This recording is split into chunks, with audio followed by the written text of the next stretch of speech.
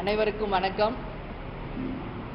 18வது செயற்குழு பொதுக்குழுவில் தலைவர் அவர்களால் பொதுச் செயலாளராக தேர்ந்தெடுக்கப்பட்ட பிறகு தலைமைக் கழகத்திற்கு என் அன்பு சகோதரர்களாகிய பத்திரிகை நண்பர்களுக்கும் என்னுடைய சகோதரிகளையும் தலைமைக் கழகத்திற்கு அன்போடு நான் வரவேற்கிறேன். இன்றைய பத்திரிகையாளர் சந்திப்பில் உங்களுக்கு என்னெல்லாம் கேட்கணும்னு நீங்கள் நினைக்கிறீங்களோ கேளுங்க. எல்லாத்திற்கும் நான் பதில் சொல்ல தயாராக இருக்கேன்.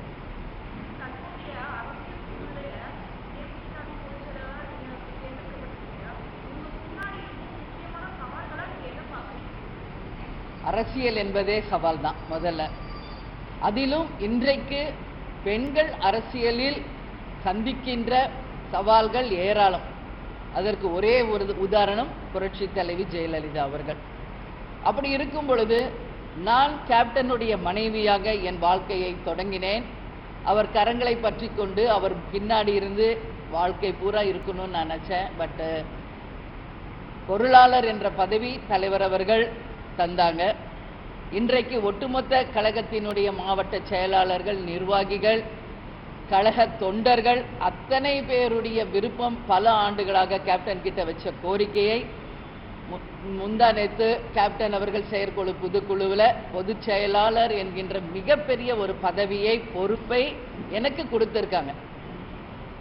இந்த நேரத்தில் நான் எதை சவால் அப்படின்னு நினைக்கிறேன்னா, தமிழகத்தில் கேப்டன் ஆரம்பித்த தேசிய முற்போக்கு திராவிட கழகம் எந்த நோக்கத்திற்காக, எந்த லட்சியத்திற்காக ஆரம்பிக்கப்பட்டதோ அந்த லட்சியத்தை அடைவது ஒன்றேதான் எங்களுடைய இலக்கு.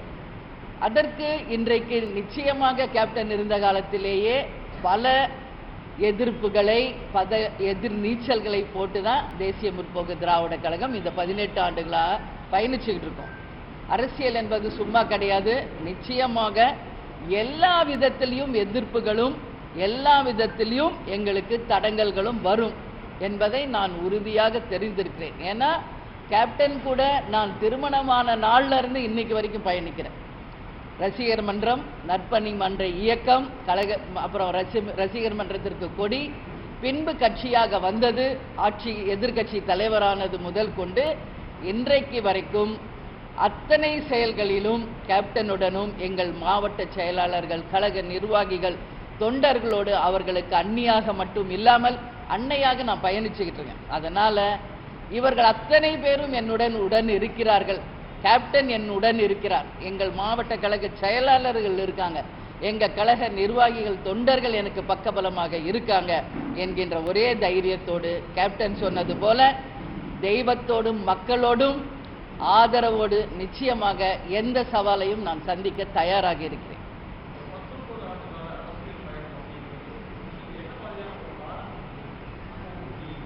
மிகப்பெரிய பாடங்களை, மிகப்பெரிய வலிகளை, மிகப்பெரிய ஒரு கஷ்டங்களை எல்லாம் நாங்கள் எதிர்கொண்டிருக்கோம். கேப்டனும் நானும் நடிகராக இருந்த வரைக்கும் வெறும் சினிமா துறையில் மட்டுமே நாங்கள் கான்சென்ட்ரேட் பண்ணிக்கிட்டு இருந்தோம். அப்போ கேப்டன் எல்லாருக்கும் பொதுவானவராக, எல்லாராலும் விரும்பப்படக்கூடியவராக இருந்தார். எப்போது கேப்டன் கட்சி என்று வந்தாரோ அப்போ அத்தனை பேரும் கேப்டனுக்கு எதிராளியாக மாறுகின்ற ஒரு சூழ்நிலை வந்தது. அத்தனை எதிர்ப்புகளையும் சவால்களையும் சந்தித்து எதிர்நீச்சல் போட்டே கேப்டன் தன்னுடைய பயணத்தை திரையுலகிலும் சரி, அரசியலிலும் சரி பயணிச்சாரு. அதற்கான வெற்றியை மக்களும் கொடுத்தாங்க. என்ன ஒரு சின்ன எங்களுக்கு ஒரு செட்பேக், கேப்டனுடைய ஹெல்த்தில் ஒரு சின்ன ஒரு செட்பேக் இருந்ததுனால இன்றைக்கு எல்லாருக்கும் ஒரு ஐயம், இது எப்படி இவங்க வழி நடத்த முடியும், எப்படி இது செல்லும் அப்படின்னு. ஆனால் நிச்சயமாக உங்கள் எல்லாருக்கும் நான் சொல்கிறேன், கேப்டனுடைய ஆணைக்கிணங்க, அவருடைய ஆசீர்வாதத்தோடு தான் நாங்கள் ஒவ்வொரு நாளும் தொடங்குகிறோம். இப்போ கூட ப்ரெஸ் மீட்டுக்கு போகிறேன்னு சொல்லிட்டு தான் நான் வந்திருக்கேன். இப்போ லைவில் கேப்டன் வீட்டிலேருந்து பார்த்துக்கிட்டு தான் இருக்காங்க. அவருடைய வழி நடத்தலின்படி, அவருடைய ஆணைக்கிணங்க தான் தேசிய முற்போக்கு திராவிட கழகம் கடைசி வரைக்கும் இயங்கும். எங்கள் கழக தலைவர் நிச்சயமாக எங்களோடு இருந்து எங்களை வழி நடத்துவார். எல்லா சவால்களையும் நீங்கள் கேட்டீங்க, என்ன பாடம் கற்றுக்கிட்டீங்கன்னு. என்னெல்லாம் ஒரு இந்த இந்த எங்கேஜ்லேயே 100 ஆண்டு காலத்திற்கு வர வேண்டிய அனுபவத்தை அரசியல் கட்சி ஆரம்பித்த பிறகு நாங்கள் பெற்றிருக்கிறோம். அந்த அனுபவம் எங்களுக்கு ஒரு பெரிய ஒரு உந்து சக்தியாக பக்க பலமாக இருந்து இன்னைக்கு நாங்கள் இன்னும் சக்தி கொண்டவர்களாக இயங்க அந்த வழிகள் எங்களை வலிமையாக்கி இருக்கிறது.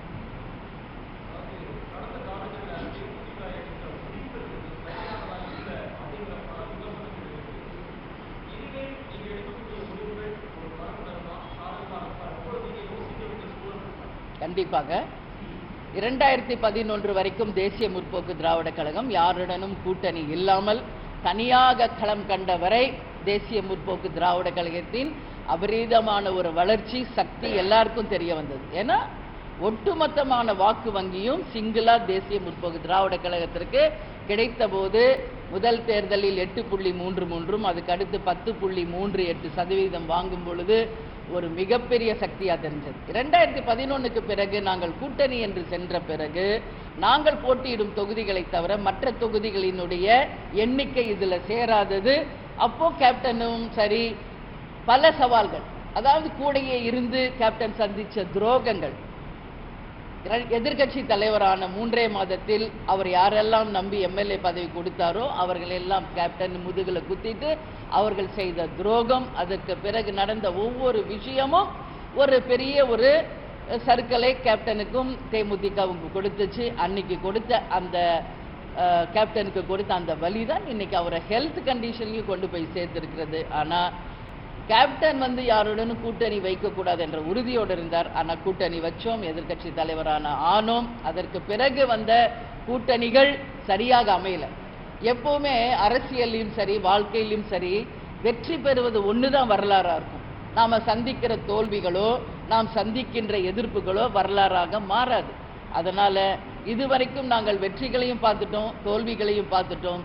இனி வருங்காலம் எங்களை நம்பி இருக்கின்ற கோடான கோடி தொண்டர்களுக்காக நிச்சயமாக தேசிய முற்போக்கு திராவிட கழகம் வெற்றி வியூகம் ஒன்றே மட்டுமே அமைப்போம். அதில் நிச்சயம் நாங்கள் வெற்றி பெறுவோம் என்று இந்த நேரத்தில் உங்களுக்கு நான் உறுதியாக தெரிவித்துக் கொள்கிறேன்.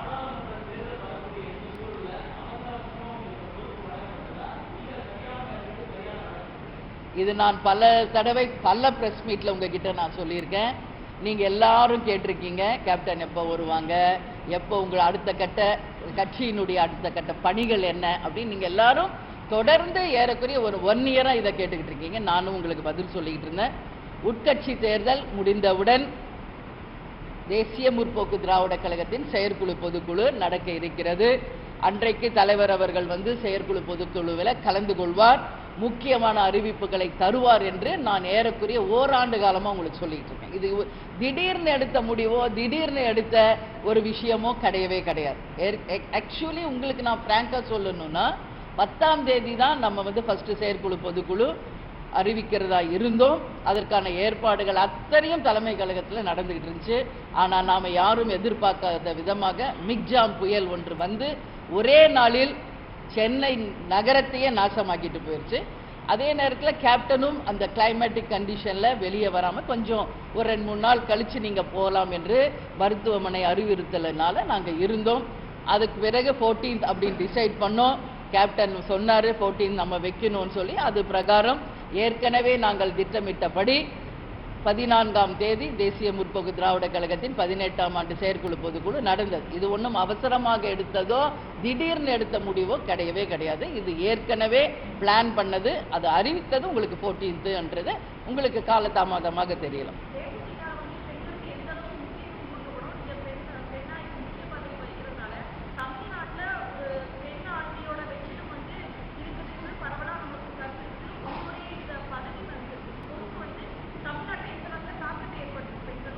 ஒரு பெண்ணாக பெண்ணின் கஷ்டத்தை பெண்கள் தான் உணர முடியும். நான் உறுதியா அதை சொல்றேன். அதற்கு நமக்கு ஒரே உதாரணம், இன்னைக்கு நீங்க யார ரோல் மாடலா எடுத்துக்கிறீங்க? ஒரு பாலிடிக்ஸ்ல இன்னைக்கு நான் இருக்கேன் ஒரு லேடியா, உங்களுடைய ரோல் மாடல் யாருன்னு பல பேர் என்கிட்ட கேள்வி கேட்டிருக்காங்க. நான் இந்திரா காந்தி அம்மையாரை சொல்லலாம், மம்தா பானர்ஜியை சொல்லலாம். ஆனா அவங்க எல்லாம் நமக்கு அறிமுகம் ஆகாதவர்கள், அடுத்த மாநிலங்கள்ல இருக்கிறவங்க. இங்க தமிழ்நாட்டில் நம்ம கூடிய வாழ்ந்த ஒரு டைனமிக் லேடி புரட்சி தலைவி ஜெயலலிதா அவர்கள் பெண்களுக்காக எத்தனையோ விஷயங்களை அவங்க செஞ்சிருக்காங்க. அவங்க சந்திக்காத சவால்கள் இல்லை, அவங்க எல்லாத்தையும் எதிர்கொண்டு ஒரு மிகப்பெரிய வெற்றி அடைஞ்சிருக்காங்க. ஸோ கேப்டன் எப்படி எம்ஜிஆர் தான் கேப்டனுக்கு என்னைக்குமே குரு, ரோல் மாடல். அதுக்காக தான் அவரோட ஸ்டாச்சு நாங்கள் இங்கே வச்சிருக்கோம். அதுபோல ஒரு பெண் தலைவராக என்னுடைய ரோல் மாடலாக புரட்சி தலைவி ஜெயலலிதா அவர்களை நான் எடுத்துக்கொள்கிறேன். அவருடைய தைரியம், கம்பீரம், முடிவெடுக்கும் திறன் அத்தனையும் நிச்சயமாக நான் ஒவ்வொரு நாளும் அவங்கள பார்த்துருக்கேன். நிச்சயம் தேசிய முற்போக்கு திராவிட கழகத்தில் இருக்கும் அத்தனை பெண்களுக்கும் இன்னும் அதிகமாக பொறுப்புகளை நாங்கள் வழங்க இருக்கிறோம். என்னை சுற்றி பெண்களுடைய ஒரு மிகப்பெரிய ஒரு பொறுப்புகளை நாங்கள் அறிவிக்க இருக்கிறோம். அது மட்டும் கிடையாது, தமிழகத்தில் இருக்கின்ற ஒட்டுமொத்த தாய்மார்களுக்கும் என் அன்பு சகோதரிகளுக்கும் எப்படி நீங்க எல்லாரும் கேப்டன் மேல மிகப்பெரிய ஒரு பற்றும் நம்பிக்கையும் வச்சிருந்தீங்களோ, உங்கள் வீட்டு பிள்ளையாகவே தலைவரை ஏற்றுக்கொண்டீர்களோ, அந்த அன்புக்கும் பாசத்திற்கும் முதலில் நான் தலை வணங்குறேன். அதே போலதான் அண்ணி என்றால் வேற இல்லை, அண்ணனின் பாதிதான் அண்ணி என்பதை என் சகோதர சகோதரிகள் உணர்ந்திருப்பீங்க. என்றைக்கும் பெண்களுக்கு நான் முழு பக்கபலமாக இருந்து தமிழ்நாட்டின் அனைத்து பெண்களுக்கும் எந்த ஒரு பிரச்சனையினாலும் முதல் ஆளாக நான் களம் காண்பேன், அவர்களுக்கு உறுதுணையாக இருப்பேன் என்பதை இந்த நேரத்தில் உங்களுக்கு நான் தெரிவித்துக் கொள்கிறேன்.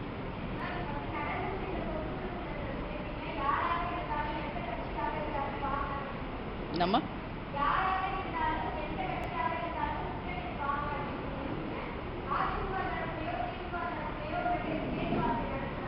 இல்ல, அதிகாரப்பூர்வமான பேச்சுவார்த்தை இன்றைக்கு வரைக்கும் அது நடக்கல. பட் நீங்க யாரெல்லாம் தமிழ்நாட்டில் எத்தனை கட்சிகள் இருக்கோ, யாரெல்லாம் லீடர்ஸ் இருக்காங்களோ, அவர்கள் அத்தனை பேருமே இன்னைக்கு நான் பொதுச் செயலாளராக பதவியேற்றதற்கு நேரிலும் போன்லையும் வாட்ஸ்அப், ஃபேஸ்புக் மூலமாக எங்களுக்கு ட்விட்டர் மூலமாக வாழ்த்துக்களை சொல்லியிருக்காங்க.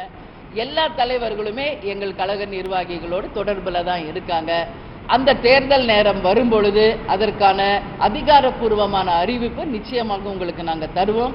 அனைத்து தலைவர்களும் தேசிய முற்போக்கு திராவிட கழகத்தினுடைய நட்புடன் தான் இருக்கிறார்கள் என்பதை மட்டும் இந்த நேரத்தில் நான் தெரிவிச்சேன்.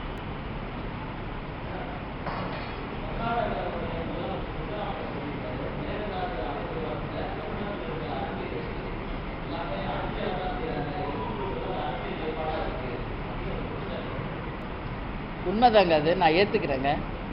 அவங்க சொல்றது உண்மை. நம்ம ஏன் அடுத்த மாநிலத்துக்கிட்ட போய் கையேந்தணும்ன்ற நானும் கேள்வி கேட்குறேன். ஒரே ஒரு நாள் மழை, நம்ம எல்லாரும் சென்னையில் தான் இருக்கும், ஒரே ஒன் டே, லிட்ரலி ஒரே ஒரு நாள் மழை சென்னை தாங்குச்சா? யோசிச்சு பாருங்க. கடவுள் நமக்கு மழையை வரமா கொடுத்துக்கிட்டு இருக்காரு. கடந்த 6 மாசமா நாம பார்த்துக்கிட்டு தான் இருக்கோம். நமக்கு வேண்டியதுக்கு விட சர்ப்ளஸ் ஆஃப் வாட்டர் நம்மளுக்கு ரெயின் மூலமா கிடைச்சிக்கிட்டு தான் இருக்கு. இதை சேமிக்கின்ற திறன் நமது அரசுக்கு இல்லை, தூர்வாரப்படுவதில்லை. வருகின்ற மழை நீரை எப்படி சேமிக்கணும், அதை எப்படி மக்களுக்கு பயன்படுத்தணும் என்கின்ற ஒரு திட்டமிடுதல் இங்கு இல்லை. தொலைநோக்கு பார்வையோடு எந்த விதமான திட்டமோ எதுவுமே இங்க கிடையாது. இப்போ அத்தனை தண்ணீரும் எங்க போயிட்டு இருக்கு? கடல்ல போய் வீணா கலந்துகிட்டு இருக்கு. இதையெல்லாம் சரியான முறையில் தூர்வாரப்பட்டு தடுப்பணைகள் அமைச்சு குளம், ஏரி, அதே மாதிரி டேம்ஸ் எல்லாம் நல்லபடியாக நீங்க தூர்வாரி அந்த வாட்டரை நம்ம சேமிச்சாலே யாரையும் நம்ம போய் கேட்கவும் வேணாம், யார்கிட்டையும் நாம் கையேந்தவும் வேண்டாம் என்பதுதான் என்னுடைய நிலைப்பாடு. உறுதியை நான் சொல்றேன். கர்ம வீர காமராஜர் அணையை கட்டினாரு. அதுக்கப்புறம் என்ன அணைகள் இங்கு தமிழ்நாட்டில் கட்டப்பட்டிருக்கிறது என்ற ஒரு கேள்வியை உங்க முன்னாடி நான் கேட்கிறேன். நீங்க எல்லாம் அறிவாளிகள், படித்தவர்கள். தமிழ்நாட்டின் அனைத்து வளங்களும் காக்கப்பட வேண்டும் என்பதில் பத்திரிகையாளர்களாகிய உங்களுக்கும் அத்தனை உரிமையும் இருக்கு. இன்னைக்கு நம்மளுடைய கனிம வளங்கள் சூறாடப்படுகிறது, கொஞ்சம் நஞ்சம் கிடையாது. அத்தனை கனிம வளங்களும் இன்னைக்கு கோடிக்கணக்கான ரூபாய் அளவு மணல் கொள்ளை, கனிம வள கொள்ளை என்றே ஒரு புறம். அப்போ அந்த நீர்நிலைகளை பாதுகாக்க வேண்டிய ஒரு அரசு, அதற்கான எந்த திட்டமிடலும் இல்லை. நான் ஒரு விஷயம் சொல்றேன், சரியான திட்டமிடல் இருந்தால் யார்கிட்டையும் தமிழ்நாடு கையேந்த வேண்டிய அவசியம் நிச்சயம் இருக்காது. இதற்கான திட்டத்தை வகுக்க வேண்டியது யார் ஆட்சியில் இருக்கிறார்களோ அவர்கள்தான். அதுல எந்த மாற்று கருத்தும் கிடையாது. எதுங்க?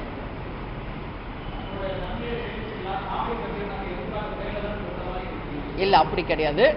நான் என்ன சொல்றேன், நம்மளே தன்னிறைவு பெற்றா நம்ம ஏன் அடுத்த ஆள்கிட்ட கையேந்தணும்? அதுதான் என்னுடைய கேள்வி. நமக்கே சர்ப்ளஸ் வாட்டர் கிடைக்குது, நம்ம ஏன் அடுத்த மாநிலத்துக்கிட்ட போய் கையேந்தணும்? அதுதான் என்னுடையது. அதுக்கப்புறம் நமக்கான உரிமையை கேட்டு பெறுவோம். அது மாற்று கருத்து கிடையாது.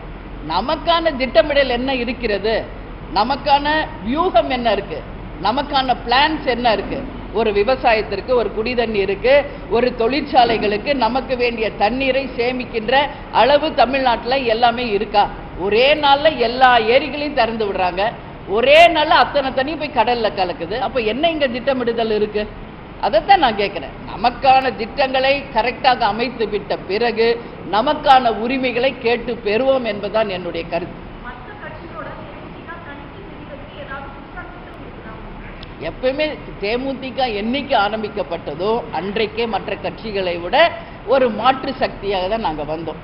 தலைவர் அவர்கள் அறிவித்த கொள்கையை இதுவரைக்கும் எந்த கட்சியுமே அறிவிக்கல. அதுலயே நாங்கள் மாற்று சக்தி தானே.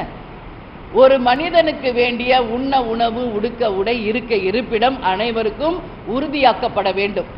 அதே போல படித்த படிக்காத இளைஞர்களுக்கு வேலை வாய்ப்பு, லஞ்சம் ஊழல் இல்லாத ஒரு நேர்மையான ஆட்சி, அதே போல அனைவருக்கும் இலவசமாக கல்வி, இலவச மருத்துவம், வீடு தேடி ரேஷன் பொருள் வரும் என்று அத்தனை புரட்சி கொள்கைகளையும் அறிவித்தவர் புரட்சி கலைஞர் கேப்டன் அவர்கள் தான்.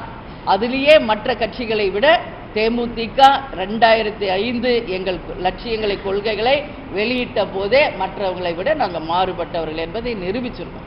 அன்னைக்கு எல்லாரும் ஏளனம் பேசினாங்க, லஞ்ச ஊழல் இல்லாம என்ன பண்ண முடியும். இன்னைக்கு அதுதான் வேணும் என்று அத்தனை பேரும் பேசிக்கிட்டு இருக்காங்க. இன்னைக்கு கேப்டன் அறிவித்த பல திட்டங்களை தமிழ்நாட்டில் கேப்டன் ஆட்சி வந்திருந்தா செயல்படுத்தியிருப்போம். அதை மக்கள் பார்த்திருக்கலாம்.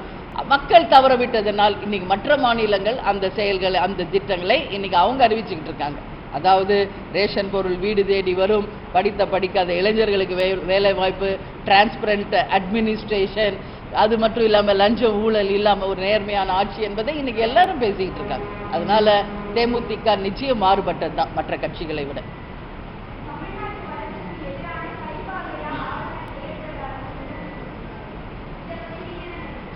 ஆளுநர் அவருக்கான பணியை அவர் செய்துகிட்டு இருக்கார், முதல்வர் அவருக்கான பணியை அவர் செஞ்சுக்கிட்டு இருக்கார். இதனால ஆளுநர் செய்யறது எல்லாமே தப்பு அப்படின்னு சொல்றதும் தவறு, முதல்வர் சொல்வது எல்லாம் சரி என்பதும் ஏற்றுக்கொள்ள முடியாது. அவங்களுக்கான பதவி, அவங்களுக்கான ஒரு பொறுப்பு இருக்கிறது, அவங்களுக்கான வேலையை அவங்கவுங்க செய்துகிட்டு இருக்காங்க. இவங்களுக்கு ஜால்ரா தட்டவங்க மட்டும்தான் நல்லவங்க, ஒரு எதிர்கருத்து சொல்லிட்டா அவங்க கெட்டவங்க அப்படின்றதெல்லாம் கிடையாது. அவருடைய எண்ணம் என்னவோ, அவருக்கான அறிவுறுத்தல் என்னவோ அதுபடி அவர் செயல்படுகிறார் என்பதுதான் என்னுடைய கருத்து.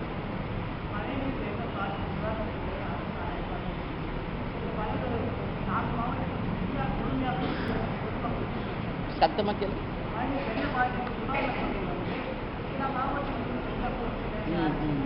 மழைநீர் பாக்கி அது 6000 ரூபாய் கேட்குறீங்க. அதாவது நாளைக்கு முதலமைச்சர் அவர்களால் 6000 ரூபாய் ஒட்டுமொத்தமாக மழையில் பாதிக்கப்பட்ட மக்களுக்கு தரப்படுவதாக நான் பார்த்தேன். இது அவங்க ஒன்லி 4 டிஸ்ட்ரிக்ட் கொடுக்குறாங்க. அதாவது சென்னை, திருவள்ளூர், செங்கல்பட்டு, காஞ்சிபுரம், இதுக்கு மட்டும்தான் முதலமைச்சர் அறிவிச்சிருக்காரு. ஆனால் ஒட்டுமொத்த தமிழ்நாட்டில் இருக்கும் கரையோரங்களில் இருக்கும், கடற்கரையோரம் இருக்கின்ற எல்லா மாவட்டங்களுமே இதில் பாதிச்சிருக்கிறது என்பதுதான் உண்மை. ஆனால் இந்த 6000 ரூபாய் என்பது இந்த 4 மாவட்டங்களுக்கு சரிசமமாக பாகுபாடு இல்லாமல் உண்மையில் பாதிக்கப்பட்ட அனைவருக்கும் போய் சேருகிறதா என்பது இங்கே ஒரு மிகப்பெரிய ஒரு கேள்விக்குறி. நான் ஏன் இதை சொல்றேன்னா, பெண்களுக்கான மாதம் 1000 ரூபாய் திட்டத்தை அறிவித்தது திமுக அரசு தேர்தலுக்கு முன்பு. இன்னைக்கு ஆட்சிக்கு வந்த பிறகு அவங்க சொல்வது, அப்போ எல்லாருக்கும் என்று சொன்னாங்க, இப்போ ஆட்சிக்கு வந்த பிறகு தகுதியுடையவர்களுக்கு என்று சொல்றாங்க. அப்போ பெண்கள் எல்லாருமே என்ன தகுதியை இவங்க எதிர்பார்க்குறாங்க என்ற கேள்விதான் வருது. ஒரு திட்டத்தை நாம் அறிவிக்கிறதுக்கு முன்னாடி எல்லா வகையிலும் நம்ம யோசிக்கணும். ஒரு திட்டத்தை நாம் அறிவிச்சுட்டா அதுல இருந்து நம்ம பின்வாங்கக்கூடாது. அப்போ ஆட்சியின் மீது மக்களுக்கு இருக்கும் நம்பிக்கை நிச்சயமாக சரிந்துவிடும். அதனால இந்த 6000 ரூபாய் உண்மையில் பாதிக்கப்பட்ட வறுமை கோட்டிற்கு கீழ் இருக்கின்ற ஒட்டுமொத்த ரேஷன் கார்டு வைத்திருக்கும் அனைத்து மக்களுக்கும் எந்த பாகுபாடு இல்லாமல், கட்சி பாகுபாடு இல்லாமல் கண்டிப்பாக போய் சேரணும். இதை சரியாக செய்து முடித்த பிறகு மற்ற ஸ்டேட், அதாவது மற்ற கடலோரம் இருக்கின்ற மாவட்டங்களுக்கும் விவசாய நிலங்களால் பாதிக்கப்பட்ட விவசாயிகளுக்கும், அதே போல தொழிற்சாலைகள் மூலம் என்ன இன்னைக்கு பல பேர் வேலைகளை இழந்திருக்காங்க, மீனவர்கள் வேலை இழந்திருக்காங்க. எல்லாருக்குமான அந்த உரிமை தொகை சேரணும் என்பதுதான் தேமுதிகவினுடைய நிலைப்பாடு. அதனால நான் என்ன சொல்றேன், இன்னைக்கு எந்த ஒரு பிரச்சனை இருந்தாலும் உடனே காசை கொடுத்து அது சரி பண்றாங்க. அதுவே எனக்கு தவறான ஒரு வழி நடத்தல் தான் என் மனசுல படுது. இன்னைக்கு நம்ம எல்லாரும் சென்னையில் இருக்கோம். நான் எல்லா இடத்துக்கும் நேரடியாக நான் போய் பார்த்தேன். என் மனசு ரொம்ப பாதிச்ச ஒரு விஷயத்தை உங்கள் முன்னாடி நான் பதிய வைக்கணும்னு நினைக்கிறேன்.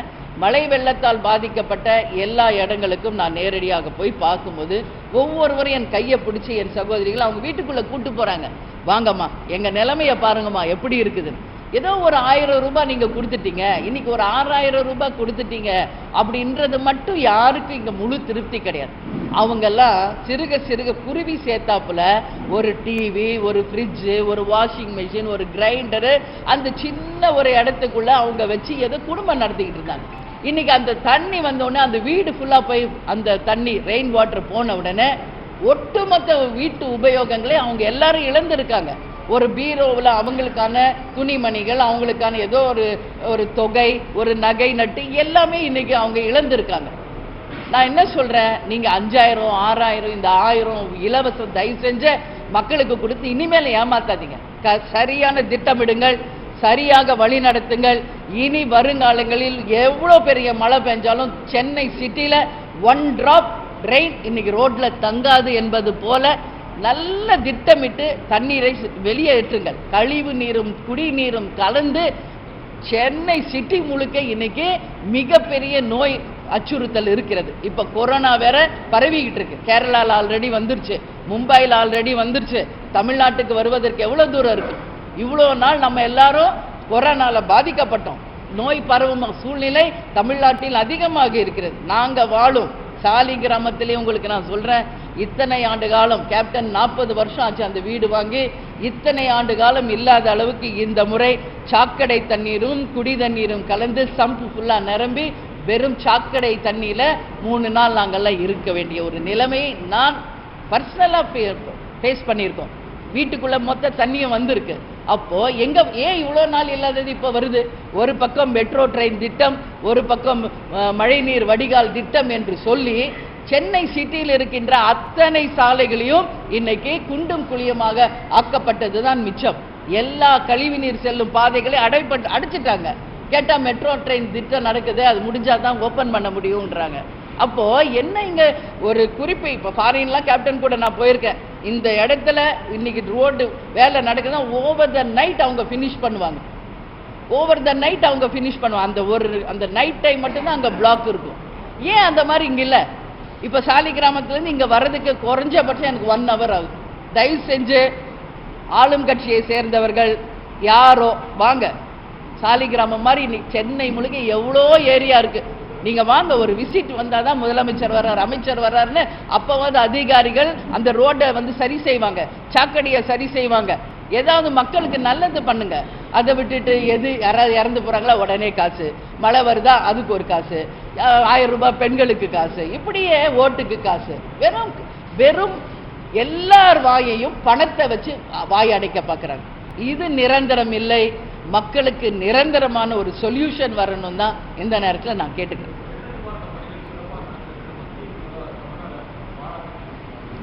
ஆமா, இங்க பாருங்க, இது ஒரு இயற்கை பேரிடர். நம்ம வெறும் அரசியலாக மட்டும் அதை பார்க்க கூடாது.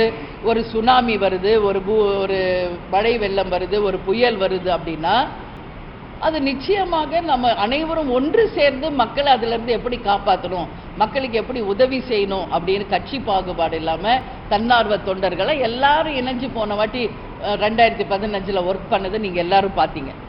ஏன் இந்த வாட்டி அது நடக்கலைன்றது நம்ம யோசிக்கணும். ஏன்னா அப்போ 2015 தொடர்ந்து 1 வாரம் 10 நாள் மழை பெஞ்சது.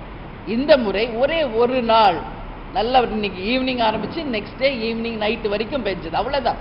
அது கண்டினியூ ஆயிருந்தா இந்த சென்னை சிட்டி என்ன ஆயிருக்குன்றதா என் கேள்வி. ஒரே ஒரு நாளுக்கே இவ்வளோ நாசம்.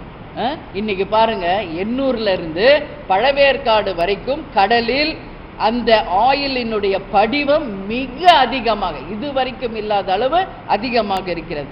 இங்கு இருக்கின்ற அத்தனை கழிவுகளும் போய் கடல் நீரில் கலக்கிறதுனால கடல் வாழ் உயிரினங்கள் இன்றைக்கு பல லட்சம் கோடிகளில் இறக்கின்ற ஒரு சூழல் இருக்கிறது. ஏன் இதெல்லாம் நடக்குது? ஏன் இவ்வளோ வருஷம் இதெல்லாம் நடக்காம இப்போ நடக்குது? திட்டமிடுதல் இல்லை, சிஸ்டம் சரியில்லை. அதைத்தான் நான் சொல்கிறேன். நீங்கள் கொடுக்குற 1000 5000 எல்லாம் ஒரு கிரைண்டரோ ஒரு மிக்சி வாங்குறதுக்குள்ளே முடிஞ்சு போயிடும். எத்தனை உடைமைகளை என் அன்பு சகோதரிகள் சகோதரர்கள் இன்னைக்கு இழந்திருக்காங்க சென்னையில். இன்னைக்கு தமிழ்நாடு முழுக்க எவ்வளோ பேர் 2 வீலர் வச்சிருக்கோம் எல்லாரும். இன்னைக்கு எத்தனை 2 வீலர் பாதிக்கப்பட்டிருக்கிறது, எத்தனை கார்கள் இன்னைக்கு மழை வெள்ளத்தில் மூழ்கி இன்னைக்கு எத்தனை வெஹிக்கிள்ஸ் பாதிச்சிருக்கு. ஏன் அதுக்கெல்லாம் ஏன் அரசு இன்சூரன்ஸ் ஆல்ரெடி வெஹிக்கிள் எடுக்கும்போது இன்சூரன்ஸ் இருக்குதுன்றாங்க.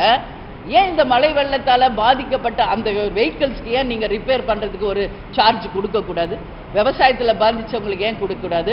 இன்னைக்கு வீட்டு இந்த உடைமைகளை இழந்தவங்களுக்கு நீங்கள் 6000 கொடுக்குறீங்க, அது நிச்சயம் பத்தாது. எப்படி பத்தோம்?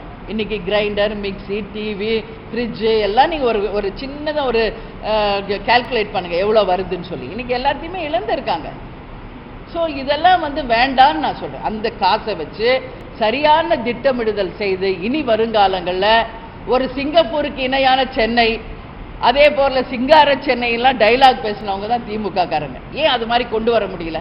இன்னைக்கு சிங்கப்பூர் மாதிரி இருக்கா நம்ம சென்னை? சொல்லுங்க, பத்திரிகையாளர்களாகி நீங்க சொல்லுங்க. ஒரு சிங்கார சென்னையா இருக்கா நம்ம சென்னை? இல்லையே. வெறும் வாய் வார்த்தைகள், வாயிலே வடை சுடுவாங்கன்னு சொல்றாங்கல்ல, அவங்க தான் அதை அதிகதி சொல்லுவாங்க. இன்னைக்கு உண்மையிலேயே வாயில வடை சுடுற கட்சியா திமுக தான் இருக்கு. ஏன் இன்னைக்கு சிங்கார சென்னை உங்களால் கொண்டு வர முடியல? சிங்கப்பூருக்கு இணையான சென்னை ஏன் கொண்டு வர முடியல? இது முதல் முறையை நீங்க ஆட்சிக்கு வரலையே. கலைஞர் அவர்கள் 6 முறை தமிழகத்தின் முதல்வராக இருந்திருக்கார். புரட்சி தலைவர் எம்ஜிஆர் ஜெயலலிதா அவர்கள் 5 முறை முதல்வராக இருந்திருக்காங்க. ஏன் சுதந்திரம் வாங்கின காலத்துல இருந்து இன்னைக்கு வரைக்கும் இங்க இருக்கின்ற சாதாரண ஒரு விஷயம், மழை நீர் வடிகால சரியா சிஸ்டம் செய்ய முடியல அப்படின்னா இது ஒட்டுமொத்த தமிழர்களுக்கும் தலைகுனிவு என்பதை இந்த நேரத்தில் நான் சொல்றேன்.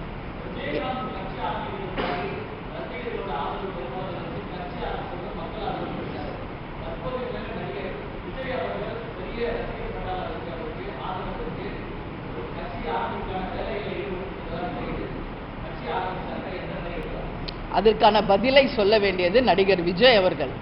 பிரேமலதா விஜயகாந்த் கிடையாது, சரிங்களா?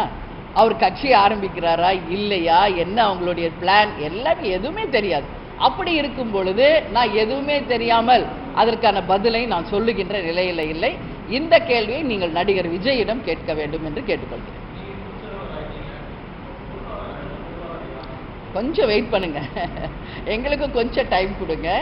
நான் நேற்றே செயற்குழு பொதுக்குழுல சொன்னேன், ஏதோ எனக்கு மட்டும்தான் இன்னைக்கு பதவி அறிவிக்கப்பட்டது என்று நினைக்காதீர்கள்.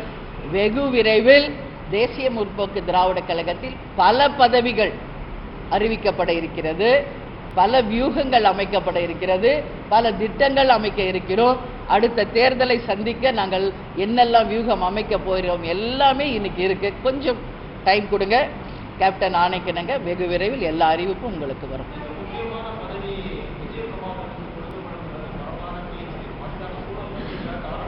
இல்லை, ஒட்டுமொத்த கழகத்தினுடைய எதிர்பார்ப்பு அது இருக்கிறது, இல்லைன்னு நான் சொல்ல முடியாது. எல்லாருமே கேட்குறாங்க தம்பிக்கு ஒரு பதவி கொடுக்கணும் என்று. கேப்டன் கிட்டேயே எல்லாரும் கேட்குறாங்க, என்கிட்ட பலமுறை கேட்டாங்க.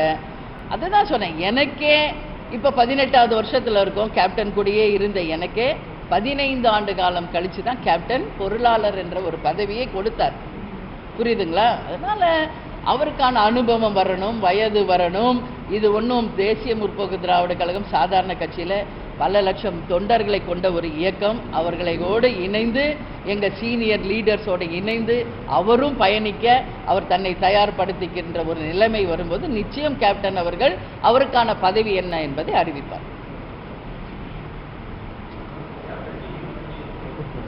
கொஞ்சம் நான் வெயிட் பண்ணுங்க. அது நாங்கள் பொங்கலுக்கு கழித்து ஆரம்பிக்கிறதா ஒரு பிளான் இருக்கிறது. அதனால் நிச்சயமாக அதற்கான அறிவிப்பும் உங்களுக்கு வரும் என்பதை இந்த நேரத்தில் நான் தெரிவிச்சேன். Any questions? எல்லாரும் இருந்து சாப்பிட்டுட்டு போகணும். உங்களுக்காக உணவு தயாராக இருக்கிறது. உங்கள் அத்தனை பேரையும் தலைமை கழகத்தில் சந்தித்ததில் உண்மையிலே நான் மகிழ்ச்சி அடைகிறேன். பொதுச் செயலாளராக பதவியேற்ற பிறகு முதல் சந்திப்பு. ஒட்டுமொத்த பத்திரிகையாளர்கிட்ட ஒரு ஹம்பிள் ரெக்வஸ்ட் நான் இந்த நேரத்தில் வைக்கணும்னு நினைக்கிறேன். தயவு செய்து உண்மைக்கு புறம்பான ஒரு விஷயங்களை, வதந்திகளை யாரும் பரப்ப வேண்டாம் என்பதை இந்த நேரத்தில் ஒட்டுமொத்த நிர்வாகிகள் சார்பாக உங்களுக்கு நான் ஒரு ரெக்வெஸ்ட் வைக்கிறேன். ஏன்னா கேப்டனை பற்றி தவறான ஒரு 15 நாள் செய்தி ஒட்டுமொத்த உலகத்தையும் இன்னைக்கு உலுக்கி எடுத்திருக்கிறது. நேற்று அங்கே வரும்போது கண்ணீர் விடுறாங்க பெண்கள், கண்ணீர், அதை மட்டும் ஃபோக்கஸ் பண்ணுறீங்க. ஏன் பண்ணாங்க? அதாவது கேப்டன் இல்லவே இல்லை என்று போட்டாங்க. கேப்டனே இன்னும் இல்லை அப்படின்னு போட்ட ஊடகங்கள் மத்தியில் கட்சி வேஷ்டி கட்டி வந்தாரா, ஸ்டேஜில் உட்கார்ந்தாரா, தீர்மானம் வாசிக்கிற வரைக்கும் இருந்தாரா, எனக்கு பதவி அறிவிச்சாரா, அப்ப நீங்க சொன்னது உண்மையா நான் சொன்னது உண்மையா என்ற கேள்வி உங்ககிட்ட நான் கேட்கிறேன். அப்போ நான் மழை வெள்ளம் பாதிச்ச உடனே அன்னைக்கு சொல்றேன் பிரஸ் மீட்ல, அங்க டிஸ்சார்ஜ் ஆகும்போது உங்களுக்கு அறிவிச்சுட்டு தான் நாங்க டிஸ்சார்ஜ் ஆகும்னு அவ்வளோ ஒரு ஹம்பிள் ரெக்வஸ்டா நான் சொல்றேன். அன்னைக்கு நைட்டே புதிய தலைமுறை யார் இங்க இருக்கீங்கன்னு தெரியாது டிஸ்சார்ஜ் ஆயிட்டாருன்னு போடுறீங்க. நான் பார்சாதிக்கு சொல்லி உடனே நிறுத்த சொல்லி இது தவறான செய்தி, கேப்டன் மண்டே தான் டிஸ்சார்ஜ் ஆகிறாருன்னு உடனே எல்லா சேனல்லையும் டிஸ்சார்ஜ் ஆயிட்டாருன்றாங்க. இல்லை அவங்க போட்ட உடனே மற்ற சேனல்ஸ் இல்லை, நான் அப்புறம் பார்சாதி தான் பேசினார், இல்லைங்க டிஸ்சார்ஜ் ஆகல, தவறான செய்தியை போடாதீங்க. மண்டே நாங்கள் டிஸ்சார்ஜ் ஆகும்போது தலைமை கழகம் ஒரே நேரத்தில் அறிவித்தோம், மியாட் மருத்துவமனையும் அறிவிச்சாங்க. சரிங்களா? ட்ரெக்கியாட்டமி போடப்பட்டிருக்கிறது, செயற்கை சுவாசம் தரப்பட்டிருக்கிறது, கேப்டன் வென்டிலேஷன்ல இருக்கிறாரு. ஏன் இந்த மாதிரி வதந்திகளை ஏன் போடுறீங்க? நான் பதிவு போடுறேன், தலைமை கழகம் அறிவிக்கிறோம், நான் வீடியோ பதிவு போடுறேன், அவர் கூடயே பக்கத்தில் உட்கார்ந்தா நான் பதிவு போடுறேன், அப்பயும் நீங்க நம்ப மாட்டேங்கிறீங்க. அப்புறம் அவரோட போட்டோ எடுத்து போடுறேன், அதுவும் பழைய போட்டோன்றீங்க. ஏன் இப்படி இருக்கீங்கன்னு எனக்கு சத்தியமா புரியும். உங்க வீட்டில் யாராவது ஒருத்தர் ஏதோ ஒரு விஷயத்துக்காக ஹாஸ்பிட்டல் அட்மிட் ஆனா இப்படி தான் சொல்வீங்களா? நம்ம எல்லாருக்கும் மனித நேயம் இருக்குல்ல, எல்லாரும் ஒரு குடும்பத்துல இருந்து வந்திருக்கோம்ல, எல்லார் வீட்லயும் அப்பா அம்மா தாத்தா பாட்டி எல்லாரும் இருக்காங்கல்ல, ஏன் ஒரு சின்ன ஒரு மனித நேயத்தோடு நடந்துக்கல? கேப்டன் அப்படி என்ன உங்களுக்கு செஞ்சிருக்காரு? நீங்க எல்லாம் நல்லா இருக்கணும்னு தான் தலைவர் நினைச்சிருக்காரு. அதனால எதுவா இருந்தாலும் எங்களை கேளுங்க. எல்லாம் பாருங்க எவ்வளோ பேர் எங்களை சுத்தி இருக்காங்க, ஒரு ஃபோன் கண்ணி என்ன அப்படின்னு கேட்டா என்ன? அது தப்பான செய்தியை தயவு செஞ்சு போட வேண்டாம் என்பதையும் இந்த நேரத்தில் நான் கேட்டுக்கிறேன். எதுவாக இருந்தாலும் எங்ககிட்ட ஃப்ராங்காக கேளுங்க, நான் உண்மையை தான் உங்ககிட்ட சொல்வேன். உங்ககிட்ட மறைக்கணும், உங்ககிட்ட இருந்து அதை மாற்றி சொல்லணுன்ற அவசியம் என்றைக்கும் எங்களுக்கு கிடையாது. என்ன அங்கே ஆக்சுவலோ அதை உங்களுக்கு சொல்லுவோம். சரிங்களா? நன்றி, நன்றி, சந்தோஷம்.